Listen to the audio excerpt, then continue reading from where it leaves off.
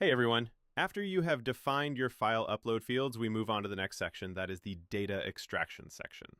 So this is where you create fields that you want to extract from the files in this pipeline for further processing.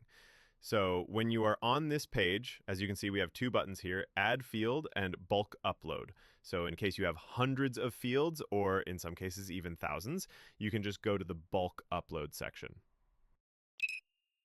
And you can download a CSV template and fill in all those fields you want to extract and just upload it on our platform, and we do all the handling and create all those fields. But for this example, let me just go back and add a single field so that we can better understand what to expect. Once you click Add Field, we have to fill this form just like we did in the previous section when we were defining file upload fields. So let's start by giving it a name. Let me just add invoice amount here.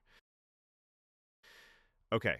Now let's choose the data type. As you can see, there are many options. And for this, we will choose a number because that's what we are expecting. And we need to give it a description. This part, again, is very, very important. Our extraction engine relies heavily on this description to understand what data to extract. You can even give it a location, like if a certain data exists within a certain section of the document, or you want to extract a table like balance sheet. That works too. If the data conforms to units, add that here too. For instance, sometimes financial reports define data in units of millions, so adding that would help. So make sure you provide relevant description. But since our example is straightforward, we will just add total amount of the invoice. So after this, here we have an option to select exactly from which file we want to extract this data from.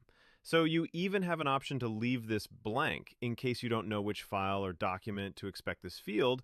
But in our case, it's going to be from an invoice, so I will just select that.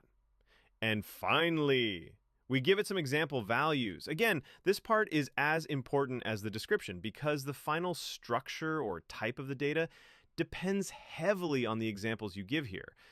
But you can be flexible here in case you want to extract a table. It might not be intuitive to give an example table here. So in that case, you can just let it know you want to extract the table in Markdown format.